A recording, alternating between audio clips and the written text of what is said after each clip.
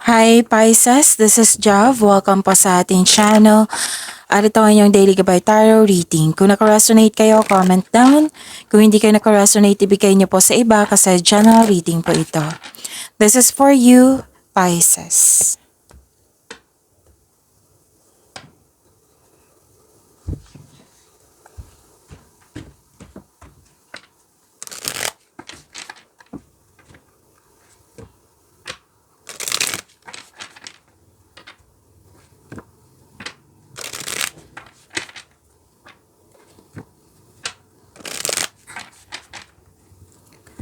Para po ito sa inyo, Pisces.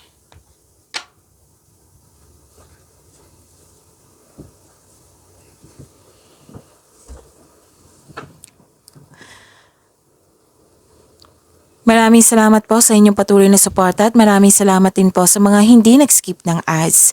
Gamitin ang reading na ito bilang gabay lamang sa mga hindi pa nag-subscribe.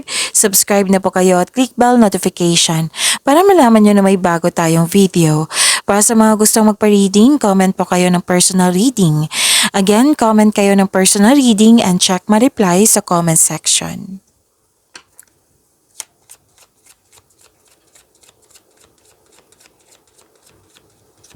Spirit Guide, mga ganap pa para kay Pisces. I need 3 cards po.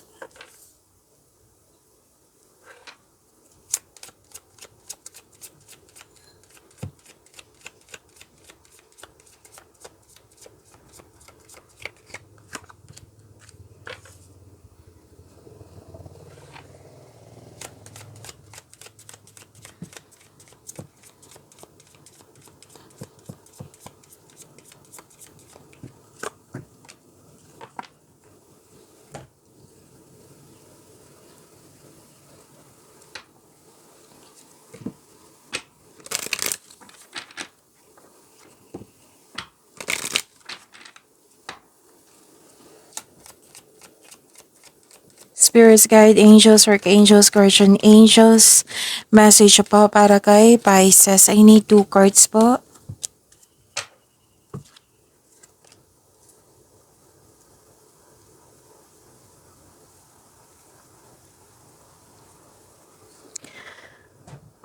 Okay, Pisces. You have power, authority, and protection. Ang ganda. May nag-uusap dito na about your career and finances. And pwede din sa malaking negosyo ito.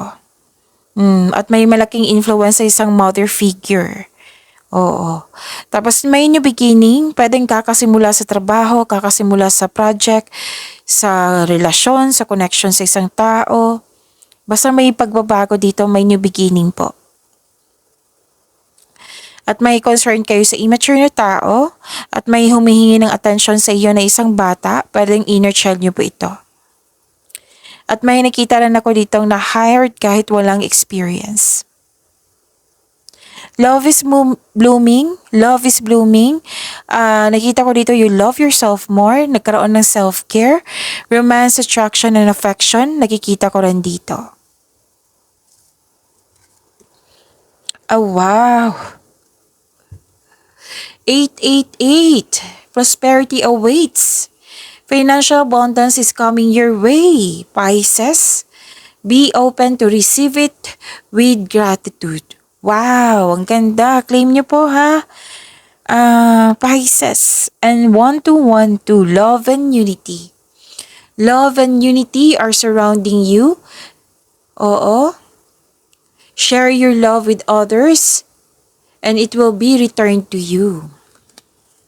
Ganda. Claim nyo po.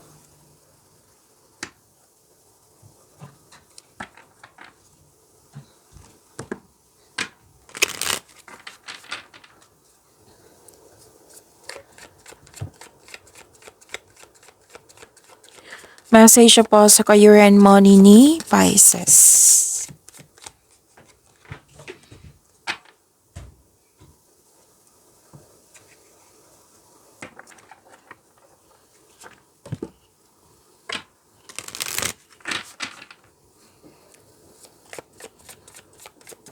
Message po sa love life, self-love, partnership, and romance ni Pisces.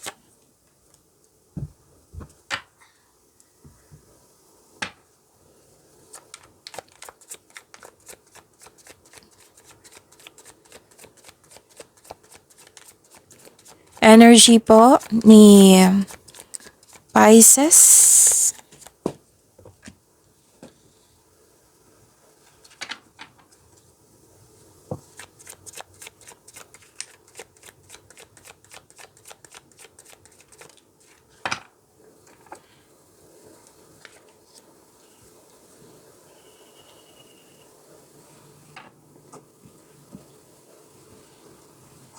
Kung may narinig kayo or may nakita kayong repeating message, meaning to say, pinupush ng cards nyo yan.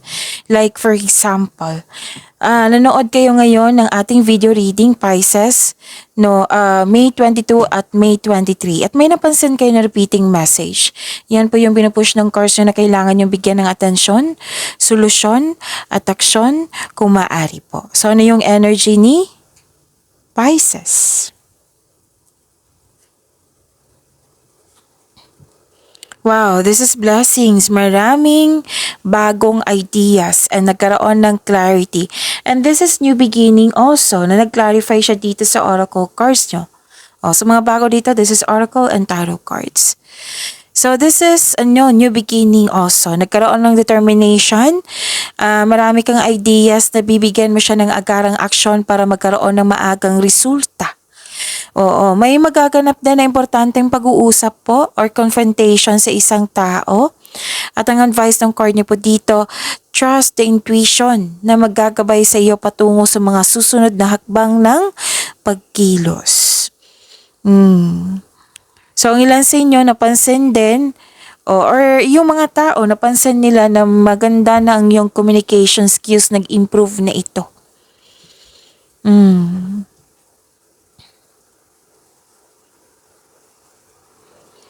Okay, so sa mga nag-alinlangan na mag-invest dito, sabi po ng card, wag po sana kayong mag-alinlangan. Like for example, maglaan ng mag-invest ng time and effort sa relasyon or sa opportunity. So this is an action. Okay? Sa opportunities na ito, pwedeng sa love lives or sa career and money, this is an action. Bigyan ng aksyon. Kaya nga may na-receive kayong bagong ideas, clarity, kasi bibigyan mo dapat ng aksyon.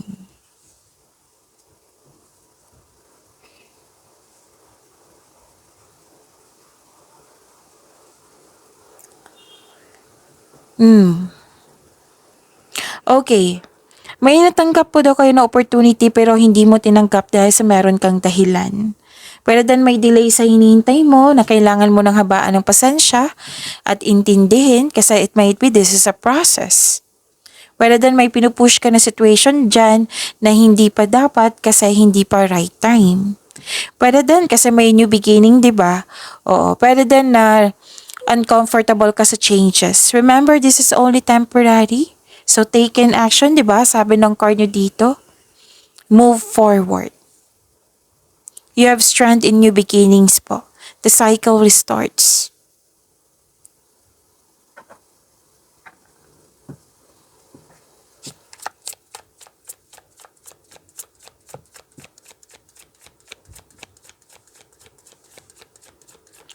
Career and money po ni Pisces.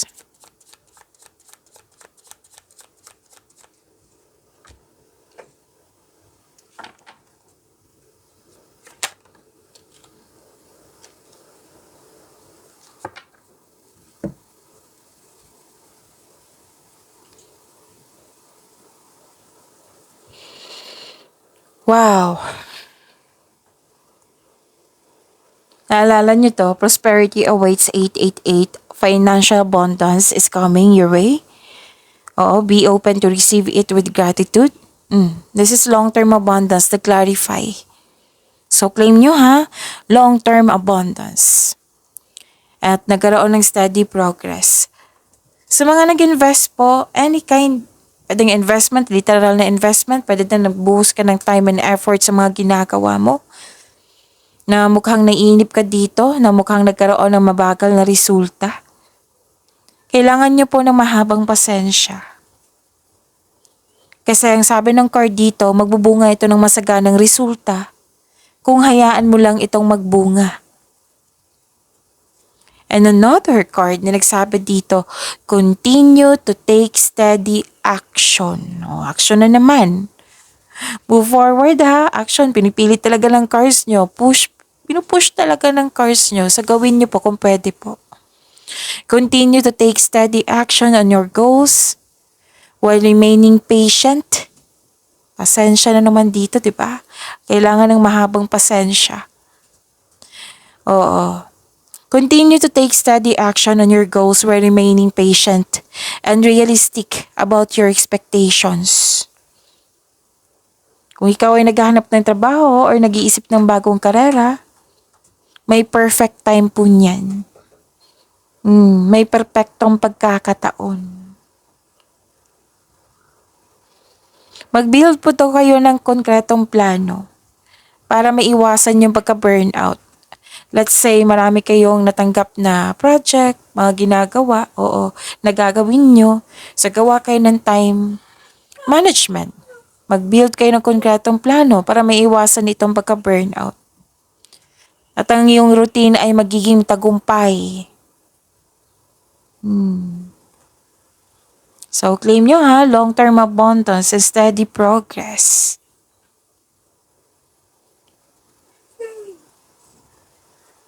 Pasensya na po sa ingay ha, may kasama pa akong bata dito. Okay, so, kailangan talaga ng mahabang pasensya kasi 3 card na po nagsabi dito. 2 card mismo nagsabi niyan, sa career and money nyo. Actually, may nakita ko dito disappointed ka. Kasi pwedeng may nag-promise sa iyo na hindi niya nabigay, or may high hopes at expectation ka sa isang tao or sa isang bagay na hindi natupad or hindi nabigay. Pwede din na may tao dyan na biglang nagbago. Like for example, very active siyang suyuin ka, yung sinusupport ka niya. Basta may nagbago dito na hindi mo nagustuhan.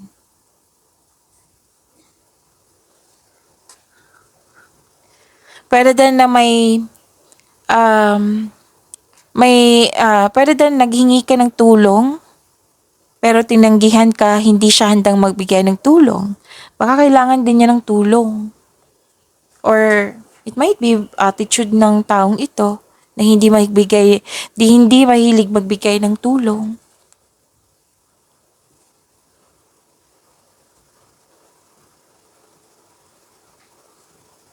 So, open your mind to the inspiration. Isipin niyo po kung disappointed kayo, isipin niyo po yung inspiration mo sa career and money mo para ma-motivate po kayo.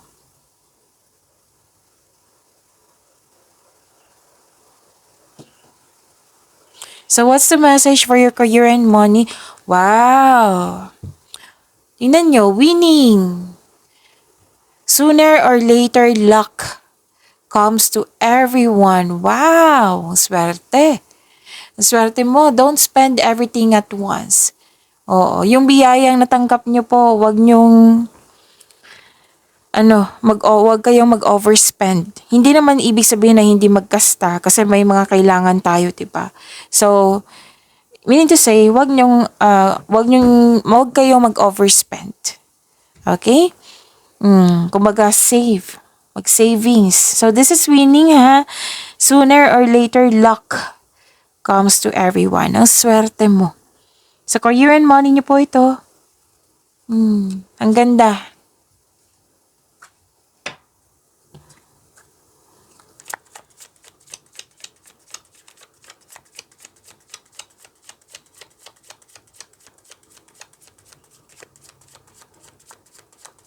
Love life, self-love, partnership, and romance ni Pisces.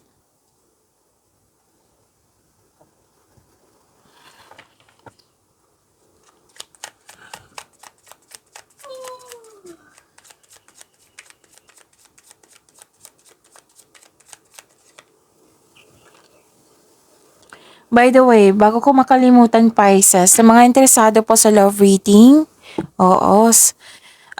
May love reading tayo tonight. Hindi ko lang alam ang time po.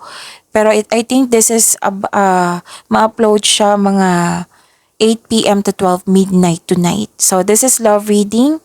Malalaman mo kung ano yung next action niya, kung ano yung gusto niya sabihin sa'yo, kamusta yung feelings niya, future alignment niyo. Okay, so yun. Isipin niyo po yung person niyo ngayon para makuha ko yung energy niya mamaya. After ni Capricorn, ipopost ko po dito at huwag niyong kalimutan na mag-subscribe. That is our second channel, Love Job. Pero ipopost ko siya dito ha, sa Chov Tarot PH.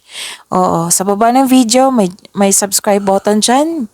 Pwede niyong i-click niyan kung gusto niyo at itap niyo po yung notification bell para malaman niyo na may bago kayong upload sa love reading natin. Kasi soon hindi na ako mag-announce. Okay, so yun. Okay, so let's proceed.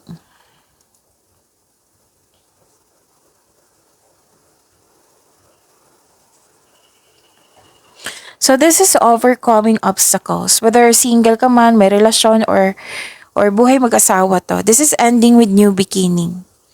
Kasi may pagtatapos ng isang connection dito. Pwede sa relasyon sa isang tao, sa partner mo, pwede sa makatalik mo kaibigan, sa isang tao na malapit sa'yo. Pwedeng nagkaroon ng separation or tapos na yung problema nyo, nabigyan na ng solusyon. So, dito, sabi ng card, kailangan ng healing. Okay? Kailangan po ng healing. So, accept and learn the past situation. Okay? Yung mawawala na yung blockages, tapos na yung challenges, ma-overcome nyo to eh. Pagtatapos ito ng mapait na sinapit.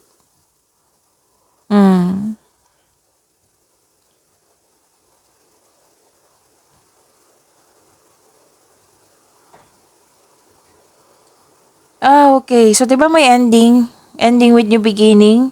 Dalawang card mismo nagsabi dito na may fear of change. Ayaw mo sa pagbabago. Pwede din nagkaroon ka ng hesitation or di kaya nahihirapan ka sa paggawa ng desisyon.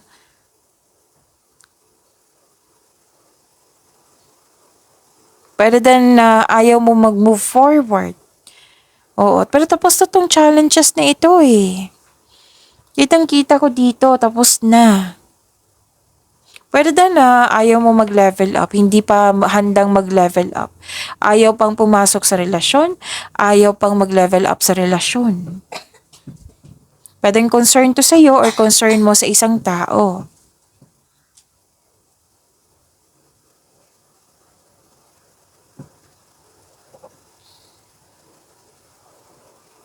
May plano na dito pero sabi dito mamaya na, pinagpaliban. Paano magkaroon ng changes kung pinagpaliban mo? So, yun nga. Pero matatapos rin to, I believe mabibigyan mo ito ng action. Ma-embrace mo itong pagbabago na ito. And actually, this is freedom. New journey sa inyong buhay. At huwag kayong mag-alala sa pagbabago na ito kasi may sinabi dito na may potential.